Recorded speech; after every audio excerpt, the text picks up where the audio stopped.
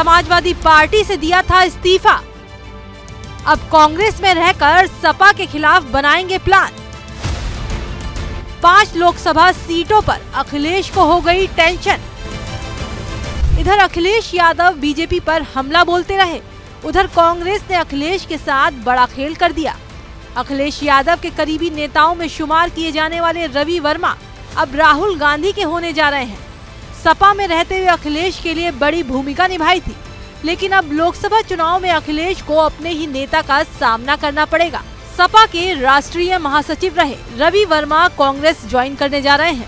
उन्होंने कल यानी 6 नवंबर को कांग्रेस का दामन थामने की बात कही है।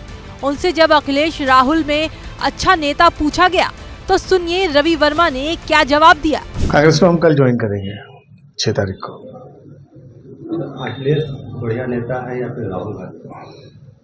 देखिए, मैं ये तुलना नहीं करूंगा, लेकिन ये है कि सबसे बड़ा जो टाइम टेस्ट होता है, समय का जो इम्तिहान होता है, वो इस वक्त राहुल गांधी दे रहे हैं। और मुझे लगता है कि सब लोग को ऐसा सोचना चाहिए, देखना चाहिए उनकी तरफ। मीडिया से बात करते हुए रवि वर्मा ने सपा से इस्तीफे की वजह बताई। उन्होंने बताया कि पार्टी में जो हो रहा था वो उन्हें पसंद नहीं आ रहा था, जिसके बाद उन्होंने सपा अध्यक्ष से बात की, पर अखिलेश ने भी उनकी बात नहीं सुनी थी। लेकिन ये सब हो नहीं पाया। इस बीच में ऐसा हुआ कि ठेकेदारों के, आपकी हमारे नेताओं के और भ्रष्ट अधिकारियों के सिंडिकेट बनने लगे। अब सबका ध्यान पैसा कमाने में लगा हुआ है, चूंकि चुनाव महंगे हो गए हैं और पब्लिक की संघर्षों को चलाने के लिए किसी के पास समय नहीं है। इतनी बड़ी बड़ी घटनाएं घट रही हैं, कोई वहाँ जा ही नहीं रहा है। पब्लिक लाचार हो चुका है, अकेली पड़ गई है। तो मैंने इस विषय में माननीय अखिलेश जी से बात करी थी, तो मुझे लगा कि वो गंभीरता का परिचय देंगे और इस पर कायदे से बात करेंगे, जिससे कि कुछ सकारात्मक परिणाम आएंगे। पार्टी पिछले कई वर्षों से लगातार चुनाव हार रही है, कभी भी समीक्षा नहीं होती कि पार्टी चुनाव क्यों हारी। और यहाँ तक कि जो हमारी मीटिंगें हुआ करती थी,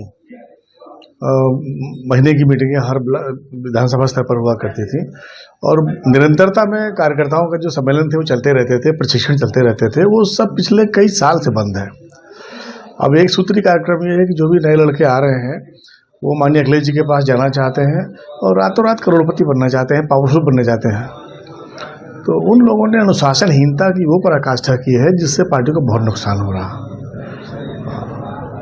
माननीय अखिलेश जी ने इस पर बहुत ही गंभीरता से ध्यान नहीं दिया और मुझे लगने लगा कि अब अपमानजनक परिस्थितियां बन रही हैं, तो मुझे वहां से छोड़ना पड़ा। रवि वर्मा ने सपा में आ रहे नेताओं पर सवालिया निशान खड़े किए हैं। उन्होंने कहा कि ये लोग सीधे अखिलेश से मिलते थे। इन लोगों ने कभी भी ग्रामीण क्षेत्रों में अपनी पोलिंग पर काम नहीं किया। लेकिन विगत वर्षों में कुछ ऐसा हुआ है कि नए नए लोग पार्टी में आने लगे, जो सीधे अखिलेश जी के पास जाकर संपर्क करते थे, उनसे बहुत खास भी हो गए, पदाधिकारी बन गए। उन्होंने कभी भी ग्रामीण क्षेत्रों में अपनी पोलिंग पर काम नहीं किया। आज हालत यह है कि जितने पदाधिकारी बने हुए हैं उनकी किसी की पोलिंग नहीं जीतती है। मैंने कहा था इनसे कि जिंदाबाद तो अच्छी चीज़ है, लेकिन खाली जिंदाबाद से मुख्यमंत्री नहीं बनता। मुख्यमंत्री तब बनता है जब पोलिंग जीतती है।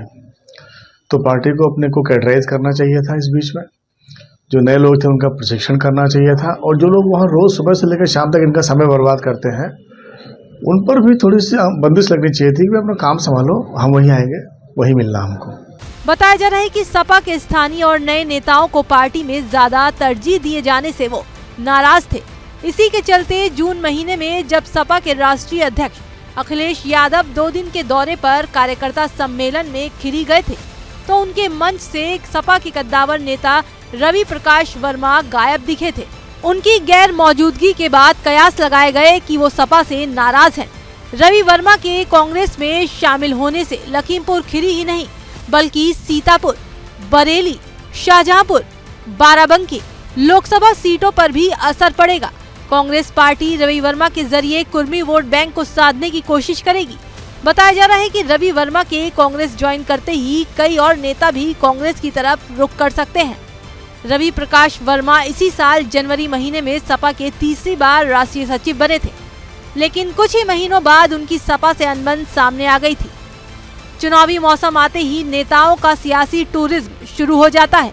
इसमें न ज्यादा हैरान होने की बात है न परेशान होने की, लेकिन सवाल ये है कि जिस इंडिया गठबंधन के बूते विपक्ष एकजुट होकर मोदी से मुकाबले का दम भर रहा है, तो फिर ये आपसी सेंधमारी की क्या वजह है?